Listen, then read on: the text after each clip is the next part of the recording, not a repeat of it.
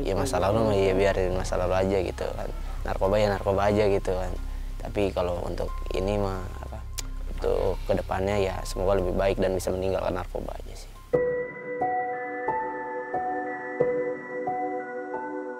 Ya bahwa begitu berat sekali ya menurut saya kita membina anak-anak yang mereka sudah terkontaminasi dengan masalah narkoba ya, kenakalan remaja, seks bebas dan sebagainya. Kita ajak mereka ke jalan yang lurus itu sangat berat sekali. Ya mungkin berseberangan dengan kita ya, tetapi lambat laun kita ajak dengan kasih sayang ya, kita ajak dengan informasi-informasi yang baik gitu. Walau memang berat, seberat apapun, insya Allah tidak sesuatu yang Allah sia-siakan perjuangan itu. Sesuatu sekecil apapun akan Allah pertimbangkan. Ilahilan salaman salama wa ashabul yamini ma ashabul yamin fi sadri mahdudi wa talahim mandudi wa zillim mamdudi wa ma'im masqubi wa fakihatin kasyirah la maqdu'ati wa la mamnu'ah wa furushim marfu'ah inna ansyanahunna insya'an faja'alnahunna abaqah.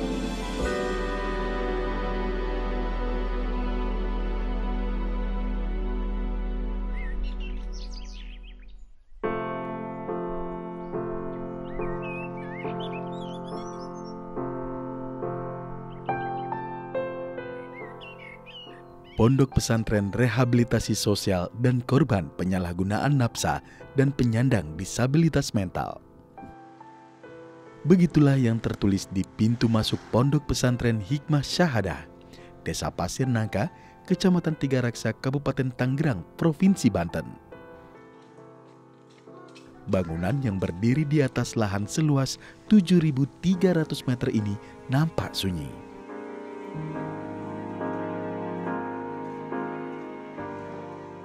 Jika biasanya pesantren pada umumnya terlihat ramai hilir mudik santri yang mendalami ilmu agama, namun berbeda halnya dengan pesantren Hikmah Syahadah. Inilah tempat di mana para pecandu narkoba dan gangguan mental melakukan rehabilitasi dengan metode sosio-religi. Metode yang melakukan pendekatan sosial dan keagamaan. Bahwa narkotika atau penyalahgunaan narkoba ya itu adalah sesuatu yang dilarang oleh agama. Nah, kita sebagai umat Islam, sebagai orang yang beragama, kita tersentuh keterpanggilan untuk tadi itu menyampaikan sesuatu yang benar. Bahwa sebenarnya orang-orang yang kena narkoba itu adalah orang yang penyimpangan perilaku sebenarnya. Ya, kalau seandainya kita luruskan, kita berikan informasi, kita tuntun ke jalan yang benar, dia mendapatkan hidayah, insya Allah mereka akan terhindar daripada itu gitu.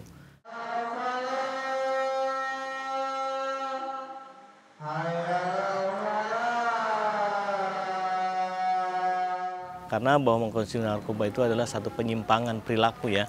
Dia tahu itu sesuatu yang haram, tapi dia menggunakannya. Dan dia tahu padahal itu efeknya akan berbahaya, tapi dia lakukannya gitu kan ya. Karena tadi itulah ya setan lebih dahsyat lagi menggoda manusia tadi itu.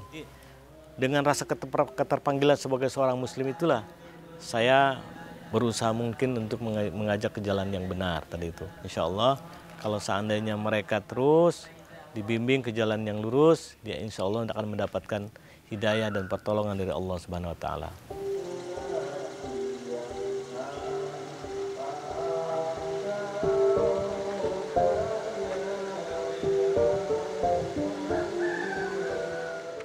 Sejak didirikan pada tahun 1998, Hikmah Syahadah sebenarnya difungsikan selayaknya pondok pesantren pada umumnya, yang hanya berkutat pada santri-santri yang ingin mendalami ilmu agama.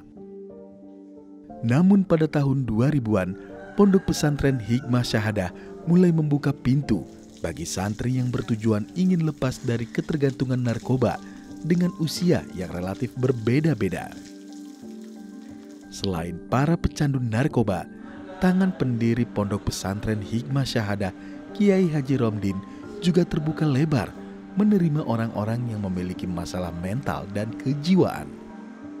Sekitar tahun 2000 itu ada orang yang mereka gangguan kejiwaan karena efek narkoba. Karena pada tahun 2000 itu memang negara kita termasuknya lagi memang banjir-banjirnya dengan orang yang terkena gangguan efek narkoba itu ya, yang pada saat itu lagi ramainya Putau lah ya. Banyak yang berdatang ke sini, mereka menitipkan anak-anaknya yang memang pada saat itu sudah terkecanduan narkoba jenis Putau pada saat itu.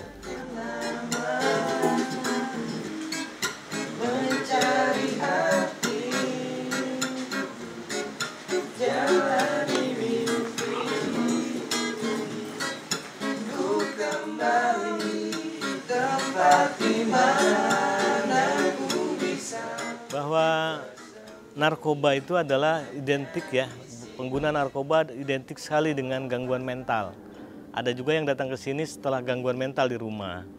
Ada juga orang yang datang kemari ke pesantren kita ini memang udah gangguan mental karena mungkin bisa jadi dia menggali ilmu ketinggian barangkali ya, akhirnya gangguan mental. Ada juga yang memang gangguan mental ke sini ya akibat masalah kasus keluarga, kasus hutang piutang dan lain sebagainya. Pasal paslun, ini pasal an-najasatu salah satun, ari pirang-pirang najis itu ada 3 macam. Mughallazatun, yang pertama adalah mughallazah, yang pertama adalah najis. Alhamdulillah kita tanganin pada saat itu sekitar 3 bulan mereka mengalami kesembuhan. Nah akhirnya pondok pesantren ini berubah fungsi yang tadinya untuk perkumpulan lalu hanya untuk ngaji, pusat pengajian gitu, akhirnya menjadi pusat rehabilitasi, baik rehabilitasi narkoba bahkan sampai rehabilitasi gangguan mental.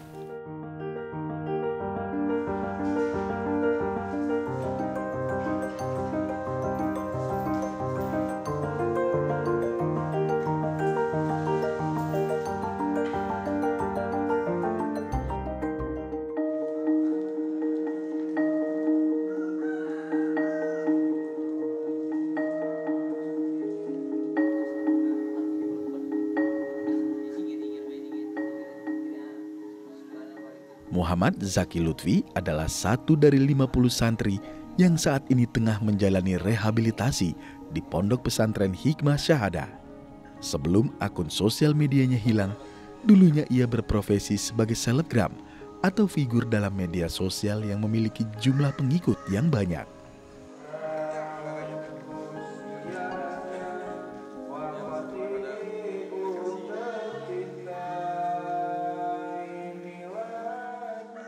Meski diakuinya telah mengenal narkoba sebelum dirinya menjadi selebgram, namun kemudahan mendapatkan uang dari profesi itu membuatnya gelap mata yang membawanya semakin terjerumus masuk ke dalam dunia kelam penyalahgunaan narkoba. Problemnya ya karena yang pertama ya pergaulan kan, terus ikut-ikutan narkoba, terus pengaruhnya ke jadi temperamental gitu, jadi ada masalah mulu, ribut sana sini gitu. Orang tua makanya masukin ke sini untuk mengendalikan hawa nafsu lagi sih sebenarnya. Allahu Akbar.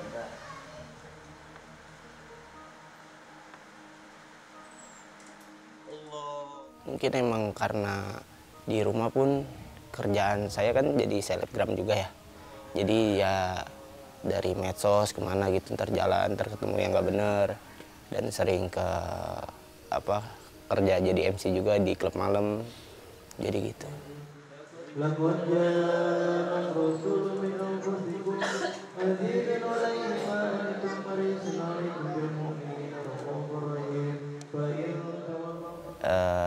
Lumayan. Kalau ditaksir kira-kira? Taksir bisa 10 juta ke atas lah. Udah nggak mikir di saat itu sih, udah habis aja buat hari itu ada, ya udah habis. Jadi itu yang disayangin sama orang tua, maksudnya kerjanya bener, uangnya besar kan, lumayan. Orang mau ditabung buat beli apa, investasi apalah. Ini malah dihabisinnya ke situ-situ aja terus.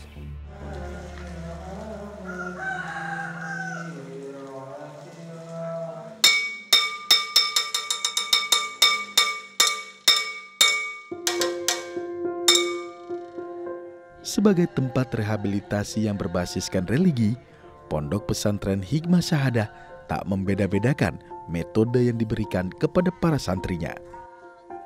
Para santri, baik itu yang berasal dari kecanduan narkotika hingga mengalami gangguan mental, diberikan metode penyembuhan melalui bentuk media, doa, dan zikir. Selain itu, metode yang dinilai ampuh yang kerap dilakukan Pondok Pesantren Hikmah Syahadah adalah dengan melakukan terapi telunjuk petir. Telunjuk petir adalah metode terapi dengan memanfaatkan air yang diberi doa, lalu kemudian air tersebut diberikan kepada para santri untuk diminum dan sebagian digoreskan ke bagian tubuhnya. Bahwa telunjuk petir itu adalah satu kumpulan rapalan doa ya. Telunjuk petir itu adalah satu rapalan zikir yang memang yang kita wirid itu dari Asmaul Husna, dari ayat-ayat Allah dan doa gitu. Bahwa ilmu itu awalnya memang untuk seni bela diri gitu. Tetapi sampingannya itu ada yang tersirat di dalamnya, banyak hikmah yang tersirat di dalam ilmu itu, yaitu untuk pengobatan, misalkan untuk pengobatan yang gangguan yang kesurupan ya, orang yang kena gangguan teluh, sihir dan lain sebagainya. Nah, itu ada cerita guru, kata guru, itu akan bisa mengobati seperti itu. Nah, pada saat itu guru juga nggak bercerita tentang gangguan mental, tapi saya mengembangkan yang kesurupan itu kan hilang akal gitu tuh ya, gangguan jin, sihir itu juga gangguan jin. Nah, akhirnya saya kembangkan ilmu itu, kita rapal ke situ. Nah, tapi alhamdulillah ya berhasil gitu, berhasil. Yang gangguan mental ada juga hasilnya, mereka sembuh di sini. Lalu kita terapkan orang yang istilahnya mereka yang gangguan tadi itu kena narkoba. Narkoba itu termasuknya juga adalah orang yang terkena istilahnya gangguan setan juga ya, gangguan setan, ikhwanus seton, kawannya setan termasuknya. Maka pada saat itu kita coba juga, kita rapal doa itu, kita minta kepada Allah supaya dia dihilangkan daripada gangguan setan itu, lalu mendapatkan hidayah dari Allah Subhanahu wa taala.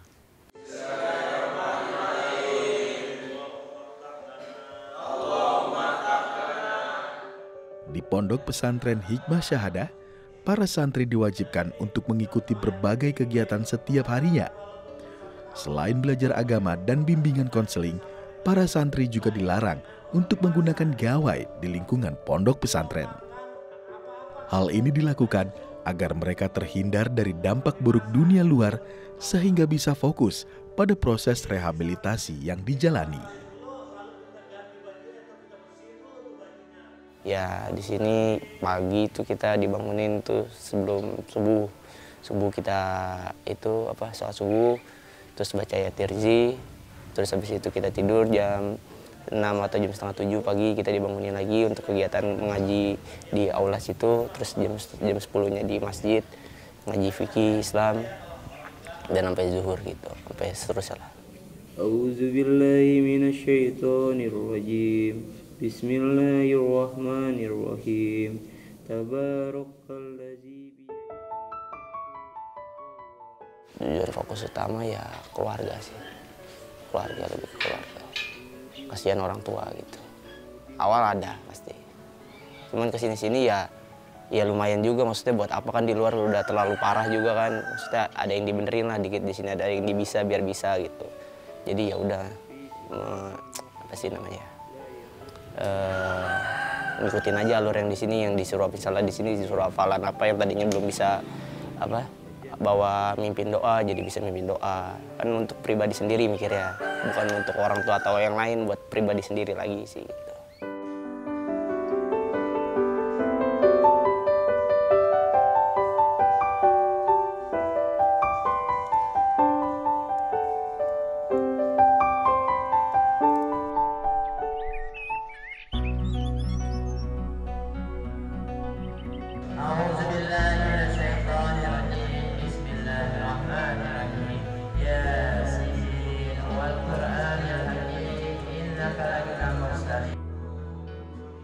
Pondok Pesantren Hikmah Syahadah bukan hanya sekedar tempat penyembuhan dari segala bentuk dampak narkoba. Lebih dari itu, pondok pesantren ini menjadi ruang bagi lahirnya jiwa-jiwa yang baru.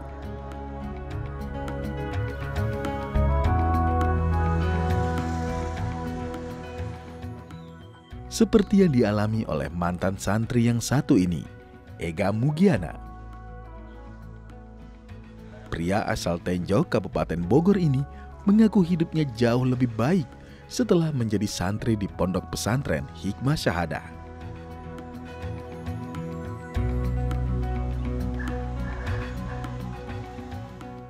Masa lalunya yang tak ingin ia kenang manis dapat menjadi pelajaran agar menjadi lebih baik lagi ke depannya.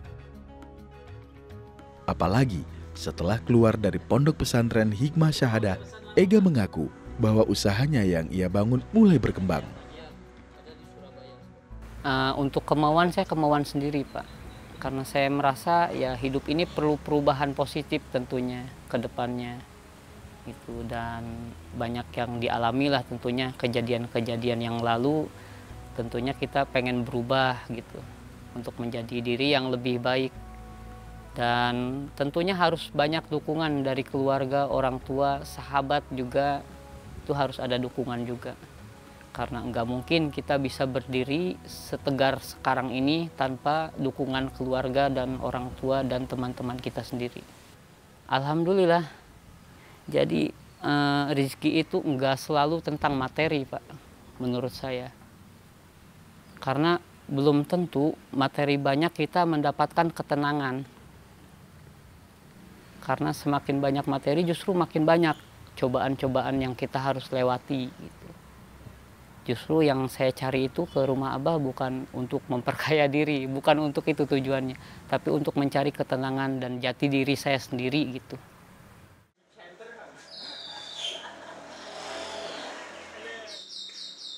Pas di pesantren Abah kita seolah melihat cerminan masa depan. Oh, aku kalau begini terus nanti aku akan menjadi seperti si ini gitu.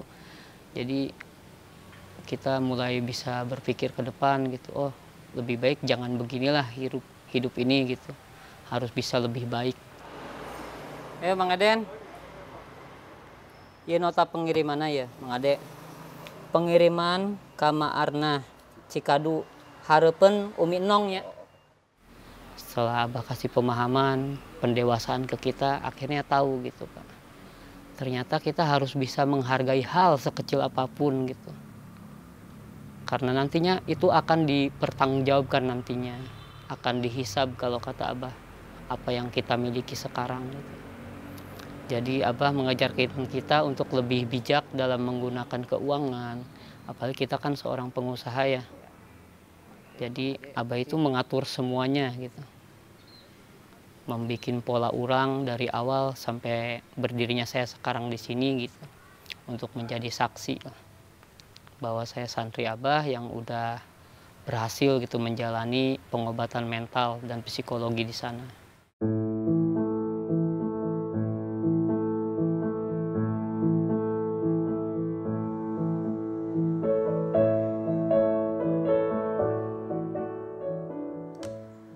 Bermula dari ilmu gurunya yang ia kembangkan, kini sudah 2 dekade lebih Kiai Romdin mengabdikan hidupnya sebagai abah bagi para santrinya yang ingin menemukan jalan terang.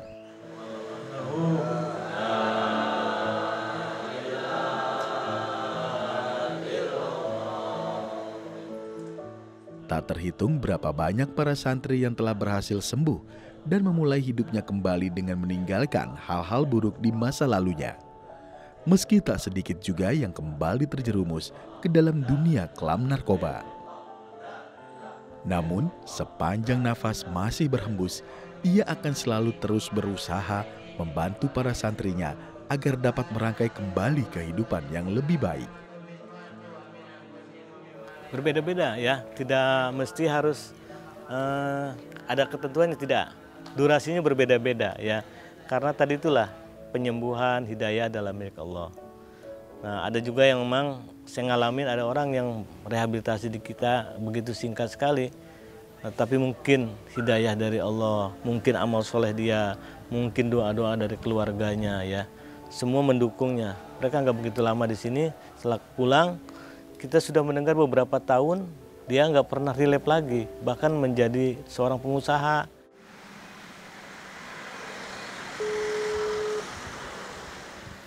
Halo, assalamualaikum. Abah, hampura, kumaha kabarna Abah? Alhamdulillah baik. Alhamdulillah baiknya Abah. Nyari kangen ka Abah ya tos lila teka pesantren. Abah keur di mana Abah? Ayeuna keur di Ciomas. Oh, alhamdulillahnya di Ciomas banyak. Keluarnya barudak sarehat. Alhamdulillah sarehat Abah. Usaha alhamdulillah mulai berjalan deui ya.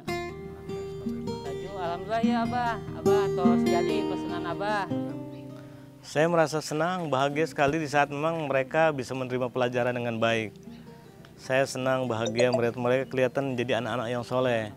Sholat berjamaah, tekun dia berzikir, tekun dia mengaji dan sebagainya. Saya senang sekali. Apalagi setelah kita mendengar di rumahnya pun dia menjadi tauladan di keluarga itu. Menjadi istilahnya orang yang berprestasi di keluarga itu. Saya senang sekali.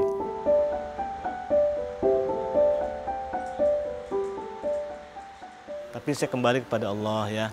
Karena hidayah itu adalah milik Allah. Bahwa istilahnya kita hanya berusaha untuk memberikan jalan yang lurus. Tapi hidayah adalah milik Allah. Itulah yang membuat saya istilahnya terhibur dengan kalimat itu.